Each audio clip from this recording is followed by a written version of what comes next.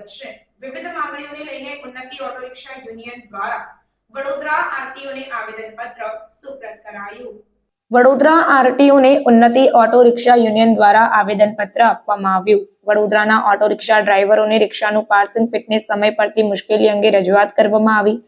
જૂની auto રિક્ષાના metre calibration સર્ટિફિકેટની માંગણી કરવામાં આવે છે, પરંતુ વડોદરામાં કોઈ પણ જગ્યા પર કેલિબ્રેશન સર્ટિની સુવિધા નથી।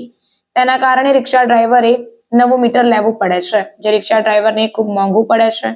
Surat RTO, Bharuch RTO, Godhra RTO અને અન્ય આરટીઓ આ કોઈ પણ જગ્યાએ મીટરનું કેલિબ્રેશન સર્ટી માંગવામાં આવતું નથી અને જૂની ઓટો રિક્ષા જૂના મીટર પર પાર્સિંગ ફિટનેસ થાય છે। ઉન્નતિ ઓટો રિક્ષાના આગેવાન પીકે પઠાણ, તપનદાસ ગુપ્તા, સલીમ મુલતાની અને અન્ય હોદ્દેદારોએ મળીને વડોદરા આરટીઓને આવેદનપત્ર આપીને રજૂઆત કરી હતી।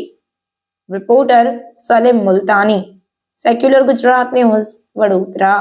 આજે અમે પેલા જૂના મીટરો પર ગાડીઓ પાસ થાય એની રજૂઆત કરવા માટે આવેલા અને પહેલાં પણ અમે આવી ગયા હતા, પણ સાહેબ તરફથી એવી રજૂઆત હતી કે કોઈ બીજી જગ્યા થતું હોય તો તમે તપાસ કરીને એની માહિતી અમને આપો। એટલે અમે પુરાવા સાથે એમને રજૂઆત કરી છે અને એને આ બાબતે ઘટતું કરવા અમને આશ્વાસન આપ્યું છે। શું નામ? મારું નામ પીકે પઠાણ। આજે અમે વડોદરાના આરટીઓના ઓફિસ પર ઉન્નતિ ઓટો રિક્ષા યુનિયન તરફથી પીકે પઠાણ, સલીમભાઈ મુલતાની અને હું પોતે તપનદાસ ગુપ્તા ઓટો રિક્ષાના પાસિંગ મુદ્દે રજૂઆત કરવા આવ્યા છે। ગયા વર્ષના 2022ના 13 ડિસેમ્બરના રોજ સરકારે એક પરિપત્ર બહાર પાડી હતી, જેમાં રિક્ષા પાસિંગ માટે ફરજિયાતપણે મીટરના કેલિબ્રેશન સર્ટિફિકેટની વાત કરવામાં આવી હતી। તે પછી રિક્ષાવાળા ભાઈઓને ખૂબ જ તકલીફનો સામનો કરવો પડ્યો છે અને હજુ ચાલુ છે તકલીફ। એ લોકો સાથે અન્યાય થઈ રહ્યો છે, કારણ કે કેલિબ્રેશન માટેના કોઈ પણ સેન્ટર વડોદરા શહેરમાં છે જ નહીં। અગાઉ અહીંયા યુનિવર્સિટીમાં જે ટેકનોલોજી ફેકલ્ટી છે ત્યાં આગળ એક સમય મીટરનું કેલિબ્રેશન થતું હતું, એ પછી જે તોલમાપ શાખા છે એ બંધ કરી દીધું। એના કારણે જે કેલિબ્રેશન સર્ટિફિકેટની જરૂર છે ફ્લેગ મીટરની અંદર, એ ફ્લેગ મીટરના કેલિબ્રેશન સર્ટિફિકેટ ક્યાંય ઉપલબ્ધ નથી। એની કોઈ સેન્ટર ના હોવા છતાં પણ આ પરિપત્ર દ્વારા કેલિબ્રેશન માંગવામાં આવી। એના કારણે રિક્ષાવાળા ભાઈઓને મજબૂર થઈને ફરજિયાતપણે ડિજિટલ મીટર નવા ખરીદવા પડે, જેનો કિંમત 2000થી લઈને 5000 રૂપિયા હોય છે। આટલો મોટો ખર્ચ રિક્ષાવાળા ભાઈઓના માથે ઠોકી બેસાડવામાં આવ્યું છે।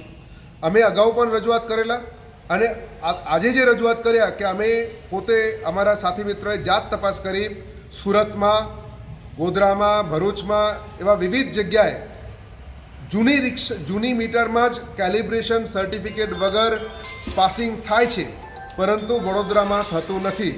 એટલે વડોદરાના ઓટો રિક્ષા જે માલિકો છે, જે ડ્રાઈવરો સાથે છે, એની સાથે જે અન્યાય થઈ રહ્યો છે એ ના થાય તે હેતુથી અમે અહીંયા રજૂઆત કરવા આવ્યા છે અને સાહેબ સાથે વાત થઈ કે આવી રીતે સુરતમાં, ભરૂચમાં, દાહોદમાં, મોટાભાગે અમદાવાદમાં વિવિધ જગ્યાએ જે જૂની રીતે પાસિંગ થાય છે એ ચાલુ રાખવામાં આવે અને જે પરિપત્ર બહાર પાડવામાં આવી છે એના પ્રમાણે 1 તારીખ જાન્યુઆરી 2023ના અગાઉના જે રિક્ષાઓ છે એમાં જૂની મીટર પ્રમાણે પાસિંગ થાય અને જે નવી રિક્ષાઓ પછી બહાર પડશે એમાં ડિજિટલ મીટરની વાત કરવામાં આવે તો રિક્ષાવાળા સાથે ન્યાય થાય અને સાથે સાથે કેલિબ્રેશન માટેના સેન્ટરો તાત્કાલિક ધોરણે ઊભી કરવામાં આવે, જેથી રિક્ષાવાળાઓને એક સુવિધા થાય અને એની રજૂઆત કરવા માટે આજે અમે અહીંયા આવ્યા હતા। શું નામ આપનું? તપનદાસ ગુપ્તા। સમાચારોની અવનવી અપડેટ્સ માટે જોતા રહો સેક્યુલર ગુજરાત ન્યૂઝ।